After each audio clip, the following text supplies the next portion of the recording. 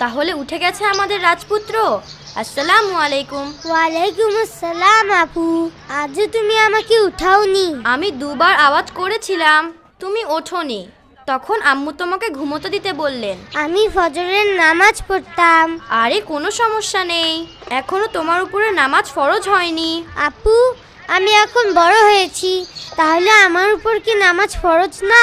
আব্দুল বারী, এখনো তোমার 4 বছর। এটা খুব ভালো যে তুমি এখনই নামাজ পড়ো, কিন্তু এখনো তোমার নামাজ ফরজ হয়নি। আপু, ফরজ হয়ে গেলে কি হয়? ফরজ মানে কোনো কাজ আবশ্যক হয়ে যাওয়া, যেটা না করলে আল্লাহ সুবহানাহু ওয়া তাআলা প্রশ্ন করবেন। আচ্ছা, তাহলে আমরা প্রশ্নের জবাব কিভাবে দিব? আল্লাহ আমাদের উপর রহম করুন আর আমাদের তৌফিক দিন, যাতে আখিরাতে আমাদের কোনো প্রশ্ন করা না হয়। এজন্য সবসময় ভালো কাজ করো আর পচা কাজ থেকে বিরত থাকো। এই জন্যই তো আমি ফজরের নামাজ পড়ব, যাতে আল্লাহ সুবহানাহু ওয়া তাআলা নামাজের ব্যাপারে প্রশ্ন না করেন। না আব্দুল বারী, আল্লাহ সুবহানাহু ওয়া তাআলা বাচ্চাদের নামাজের ব্যাপারে প্রশ্ন করবেন না। আমি একটি বইয়ে পড়েছিলাম, যখন বাচ্চা 7 বছরের হবে তখন তাকে নামাজ পড়ার অভ্যাস করতে হবে, কিন্তু জোর জবরদস্তি করে না। তাহলে 7 বছর থেকে নামাজ ফরজ হবে?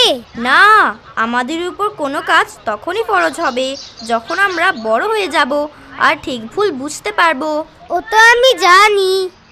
দেখো, মিথ্যা বলা, চুরি করা, এক্সামের কপি করা, খেলায় চিটিং করা, আব্বু আম্মুর কথা না শোনা, এগুলো ভুল আর পচা কাজ।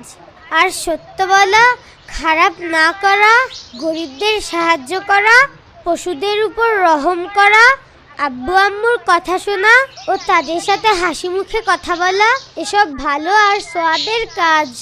এখন বলো, আমি ঠিক ভুল বুঝি কিনা? আরে আব্দুল বারী, তুমি একদম ঠিক বলেছ, কিন্তু ফরজের জন্য একটা বয়স হওয়া দরকার।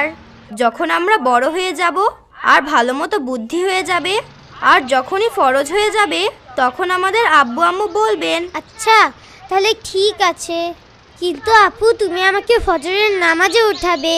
আমি এখন থেকে নামাজ পড়লে আমাদের সওয়াব বেশি হবে। আচ্ছা ঠিক আছে, এখন স্কুলের জন্য তৈরি হয়ে যাও।